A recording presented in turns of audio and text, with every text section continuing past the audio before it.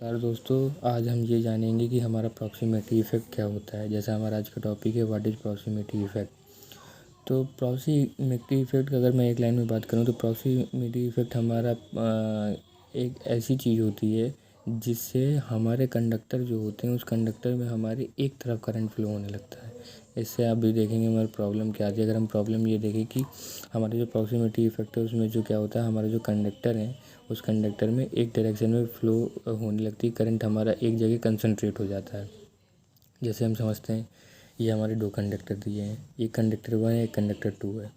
अब हमने ये माना कि जो हमारा कंडक्टर है ये 1 और 2, इस कंडक्टर में हमारे सेम डायरेक्शन में फ्लक्स फ़्लो हो रहा है। जब सेम डायरेक्शन में फ्लक्स फ़्लो हो रहा है जब सेम डायरेक्शन में सॉरी इन दोनों कंडक्टर में हमारी सेम डायरेक्शन में करंट फ़्लो हो रही है। हमने ये माना कि सेम डायरेक्शन में हमारी करंट फ़्लो हो रही है। अब जब सेम डायरेक्शन में करंट फ़्लो हो रही है तो उसकी पहले वाले कंडक्टर की मैग्नेटिक फील्ड कैसे बनेगी।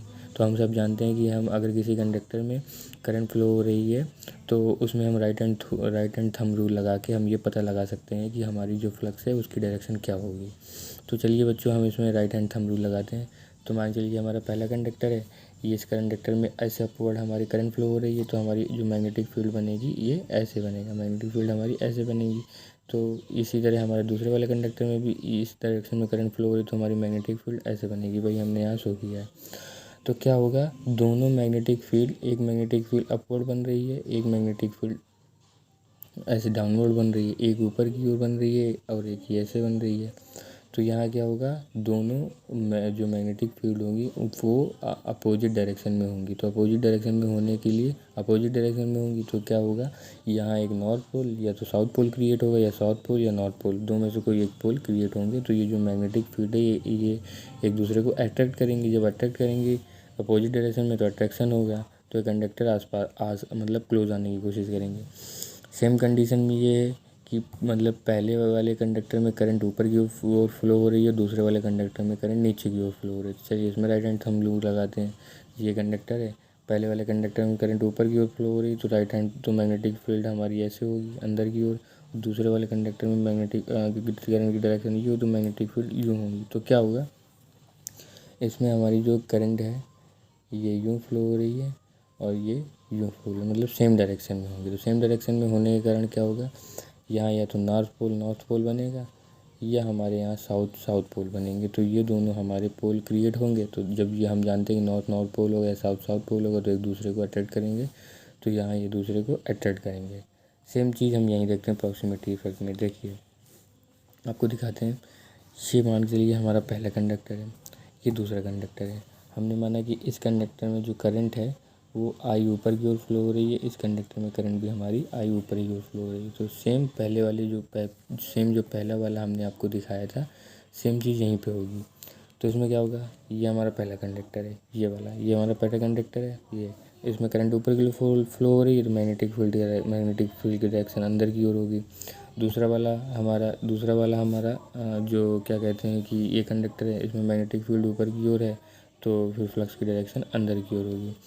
तो जब अंदर की ओर होगी तो हमने क्या बताया कि जब अंदर की ओर हमारी मैग्नेटिक फील्ड होगी तो हमारे यहाँ पोल क्रिएट होंगे, एक नॉर्थ पोल होगा या साउथ पोल क्रिएट होगा, या साउथ पोल होगा या नॉर्थ पोल क्रिएट होगा, और दोनों एक दूसरे को अट्रैक्ट करेंगे। अब ये हम जानते हैं ये अपोजिट डायरेक्शन में हो रहा है। जो हमारी मैग्नेटिक फील्ड है, अपोजिट कंडक्टर है, अपोजिट हमारे पोल हैं तो अपोजिट मैग्नेटिक फील्ड भी होगी हमारी। जब मैग्नेटिक फील्ड अपोजिट होगी तो हमारा जो रिजल्टेंट फ्लक्स होगा वो डिक्रीज़ हो जाएगा। रिजल्टेंट फ्लक्स हमारा क्या होगा, डिक्रीज़ होगा। और हम एक फॉर्मूला, फ्लक्स अगर डिक्रीज़ होगा तो हम हमारा एक बेसिक सा फॉर्मूला कि phi equal to L into I होता है। अगर हमारा फाई डिक्रीज़ होगा तो हमारा एल की वैल्यू भी डिक्रीज़ होगी, क्योंकि जो एल होता है वो डायरेक्टली प्रोपोर्शनल टू फाई होता है। एल यहाँ पे हमारा इंडक्टेंस है। चलिए सेपरेट कंडक्टर की बात करते हैं। पहले वाला कंडक्टर है, पहले वाले कंडक्टर की जो मैग्नेटिक फ्लक्स है वो हमारा फाई है। तो फाई हमारा एल वन की डायरेक्टली प्रोपोर्शनल है। तो जब फाई हमारा डिक्रीज़ होगा तो एल हमारा डिक्रीज़ होगा। एल हमारा डिक्रीज़ होगा तो हमारा ये एक्स है, हमारा x1 हमारा पहले कंडक्टर का जो रिएक्टेंस है वो रिएक्टेंस हमारा डिक्रीज़ होगा। इसी तरह दूसरे कंडक्टर में होगा, जो हमारा L2 है वो हमारा फाई टू के डायरेक्टली प्रोपोर्शनल है। अगर L2 हमारा डिक्रीज़ होगा तो फाई टू हमारा डिक्रीज़ होगा। और phi2 डिक्रीज़ होगा तो हमारा इंडक्टेंस डिक्रीज़ होगा। अब जब हमारा इंडक्टेंस डिक्रीज़ होगा तो हमारा जो रिएक्टेंस है, रिएक्टेंस की वैल्यू वो भी डिक्रीज़ हो जाएगी। तो जो हमारे अब जो हमारा जो रिजल्टेंट फ्लक्स होगा, जो हमारा रिजल्टेंट अगर रिजल्टेंट फ्लक्स जो हमारा L512 है, 512 हमने इसको नाम दिया है, ये 1 कंडक्टर, ये 2 कंडक्टर। तो अगर हमारा जो रिजल्टेंट फ्लक्स है वो डिक्रीज़ हो रहा है तो हमारा जो रिजल्टेंट इंडक्टेंस है वो भी डिक्रीज़ होगा।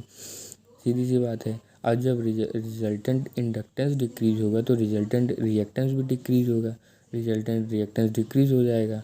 तो हमारा एक फार्मूला होता है जो कि अगर हमारा रिएक्टेंस डिक्रीज़ हो रहा है तो हमारा इम्पीडेंस भी डिक्रीज़ होगा, क्योंकि इम्पीडेंस जे ओमेगा एक्सएल होता है हमारा।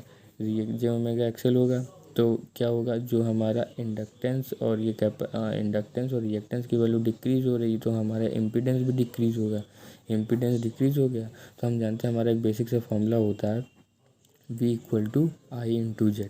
अब हमको ये पता है कि जब हमारा इम्पीडेंस जो है वो डिक्रीज़ हो रहा है तो करंट की वैल्यू हमारी बढ़ेगी, करंट की वैल्यू बढ़ जाएगी कि नहीं बढ़ जाएगी, ठीक है।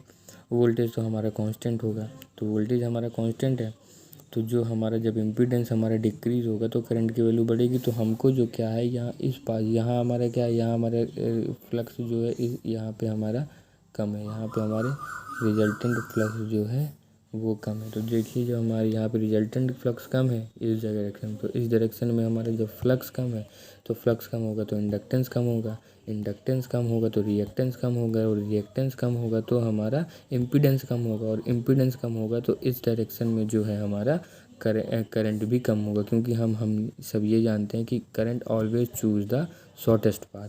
तो यहाँ हमारा क्या है, यहाँ हमारा इम्पीडेंस कम होगा तो जो हमारा करंट की डायरेक्शन है वो हमारे यहाँ कम होगी, तो करंट की डायरेक्शन आउटर वाले एरिया में इसके आउटर वाले एरिया में क्या कहते हैं ज़्यादा होगी। तो ज़्यादा होगी तो इसलिए हमारा करंट जो है बढ़ जाता है। इसीलिए हमारे किसी भी कंडक्टर्स में प्रॉक्सिमिटी इफ़ेक्ट होने के लिए कम से कम 2 कंडक्टर होने चाहिए, और 2 कंडक्टर में क्या होता है, 2 कंडक्टर में प्रॉक्सिमिटी इफ़ेक्ट देखने को मिलता है हमारा। जैसे हमने ये दिखाया है, अगर करंट सेम डायरेक्शन में है, मतलब करंट अगर दोनों कंडक्टर में अपवर्ड है तो जो प्रॉक्सिमिटी इफेक्ट जो करंट हमको देखने को मिलेगा, प्रॉक्सिमिटी इफेक्ट दिखने मिलेगा वो कंडक्टर के इनसाइड वाले पार्ट में देखने को मिलेगा।